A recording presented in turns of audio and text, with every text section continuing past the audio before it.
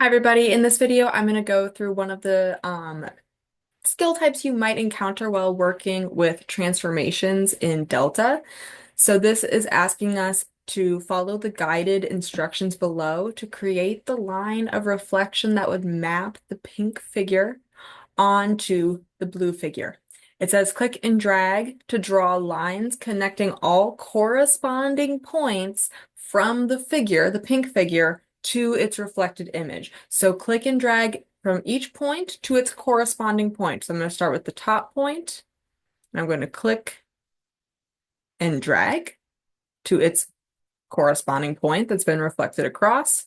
And I'm going to do the same with the other 2 points. Be sure to click and drag. Now it says plot the midpoints of all the dotted lines. And we need to remember that the midpoint, that's essentially the average of the 2 points. So you have your x1, comma, y1, and then you have your x2, oops, comma, y2. Your midpoint is the average, oops, of your x values and the average of your y values. So I am going to add together my x1 and my x2 and divide that by 2, and that will give me my x coordinate. And then I will add together my y1 and my y2 and divide by 2, and that will give me the coordinates of my midpoint, the x, m, comma, y, the midpoint. You also can kind of do this visually. So if I'm going to start and find the midpoint between -6, 7 and 0, 9, you could also just kind of average the x values and the y values. So the average of -6 and 0 is 3, right? In the middle is, or sorry, -3. So this midpoint is going to be where x is -3, and the only place on the line where x is -3 is where y is 8. So the first midpoint I'm going to plot here is at the point 7, 8. And notice 7 plus 8 divided by 2, or sorry, 7 plus 9 divided by 2 would give me 8. Let's now look at the next line segment between the points -4, 6 and -1, 7. So if I'm finding the average of these 2 points, I really want kind of the point that's right in between, right? So this is going to be kind of half a point. So this you might want to actually write out the midpoint formula for. So this is the average of our x values. So that's -4 plus -1 divided by 2. And that will give us our x coordinate. And then we will average our y values, 6 plus 7, and divide that by 2. So our midpoint then, -4 plus -1 divided by 2. Well, -1 plus -4 gives us -5, and -5 divided by 2, well, that's really -2.5, right? -2.5. And then 6 plus 7 divided by 2 is 13 divided by 2, which is 6.5. So we have some halves here. And to plot that point, I'm going to have to be very careful. So I'm going to go over to -2.5. And notice you can plot half points here. And then I'm going to go up to 6.5. So in between 6 and 7. And notice that is on the line. All right, and lastly, I'm going to plot the midpoint between the points -8, 3 and 4, 7.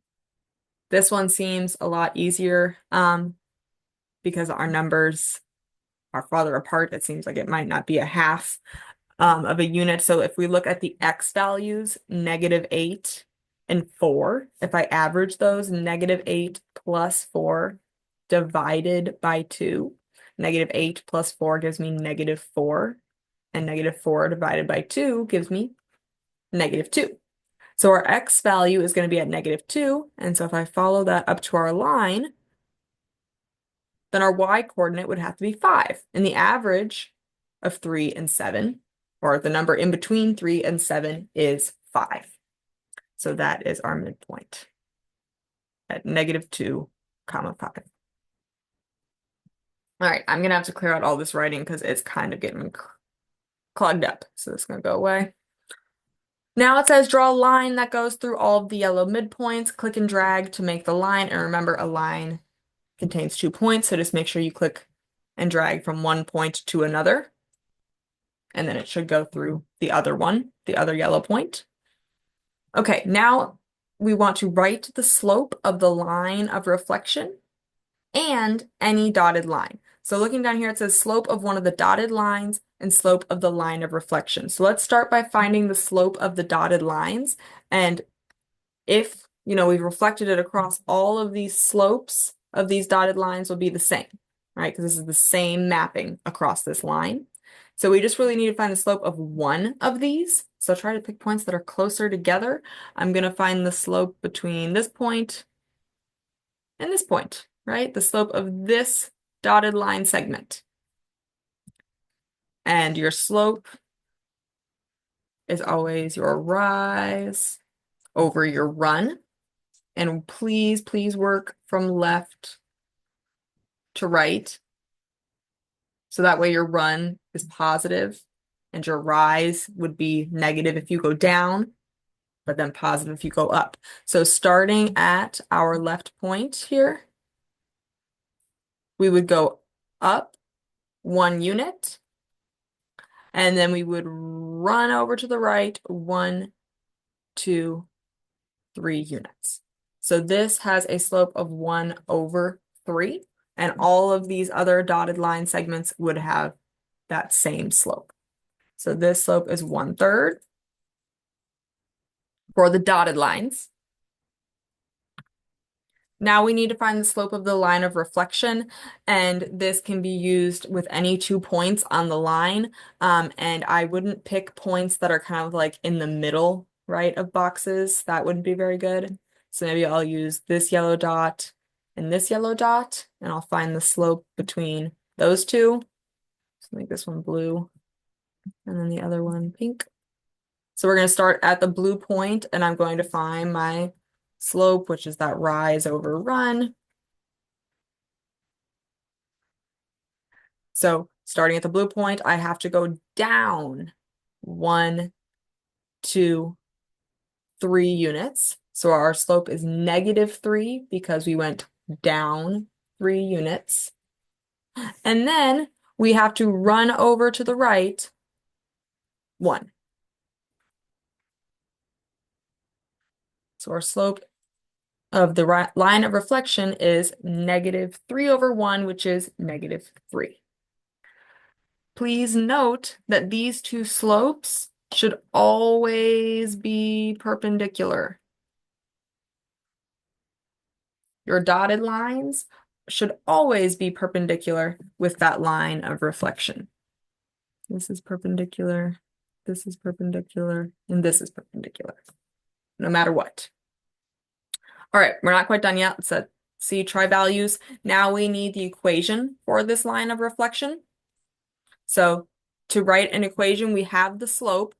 Please remember our equations for just any lines, that's y equals mx plus b. And we have our slope. So our slope is -3 x plus our y-intercept. And we have this graphed. So what's the y-intercept here? -1.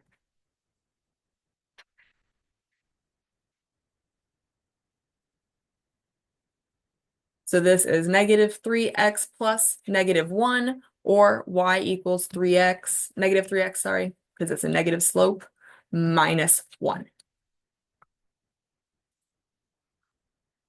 So y equals -3x minus 1. Wonderful. So please let me know if you have questions on this. This takes a little bit of time and patience, but it is a really cool process and it shows you how these lines of reflection work in the coordinate plane.